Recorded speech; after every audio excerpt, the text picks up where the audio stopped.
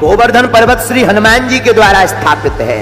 एक जगह वर्णन आया, जब राम सेतु के लिए पत्थरों की कमी पड़ गई तो सबको कहा कि लाओ पत्थर पहाड़ों को। तो श्री हनुमान जी लेने के लिए गए तो गोवर्धन पर्वत को उठा लाए।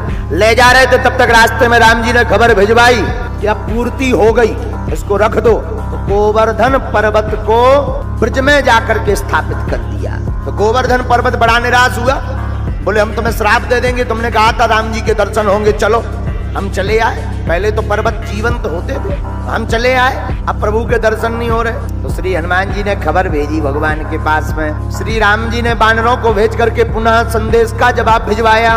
गोवर्धन पर्वत से कह दो चिंता मत करो, अगर तुम अभी आओगे तो केवल कुछ देर दर्शन होंगे, हम कुछ घड़ी बाद लंका चले जाएंगे, कहना निराश मत हो, तुम हमारा ध्यान करते रहो। हम जब द्वापर युग में कृष्ण बनकर आएंगे तब 7 दिन तक तुमको ही दर्शन देंगे। भगवान उस लीला को पूर्ण करने के लिए, क्योंकि राम ही घनश्याम है। जब राम सेतु बना तब एक घटना घटी। राम सेतु के समय पुल बन रहा था, जब लंका जाने के लिए राम जी बनवा रहे थे, तब एक घटना। बोले क्या?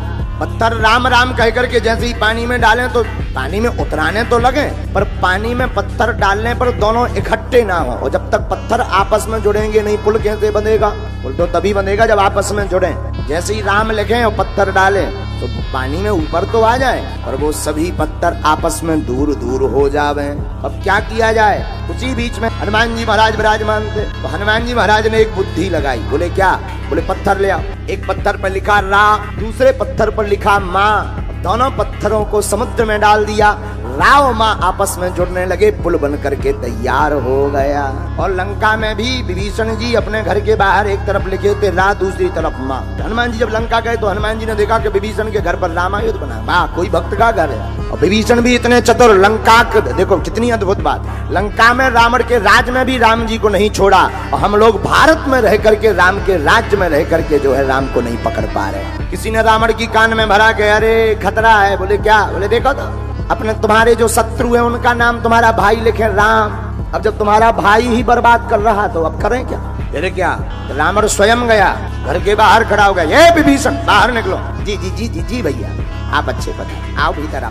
नहीं नहीं भीतर नहीं आना, ये बताओ हमारे दुश्मन का नाम राम लिखा। अरे भैया लगता तुम्हारी बुद्धि सटे आ गई, हमने राम नहीं लिखा, आप ही का नाम है। रावण बोला इसमें हमारा नाम कहाँ नजर आ रहा है? ये तो स्पष्ट लिखा राम, इसमें हमारा नाम कहाँ है? विभीषण जी बड़े चतुर। बोले एक तरफ आपका और भाभी जी का दोनों का मिलाकर नाम है, एक तरफ रा से रावण, दूसरी तरफ माँ से मंदोदरी। रावण भी इतना खुश हुआ, 10 मुंह से हंसने लगा। बोले सुनो, आज के बाद सब अपने अपने घर पे लिखवाओ।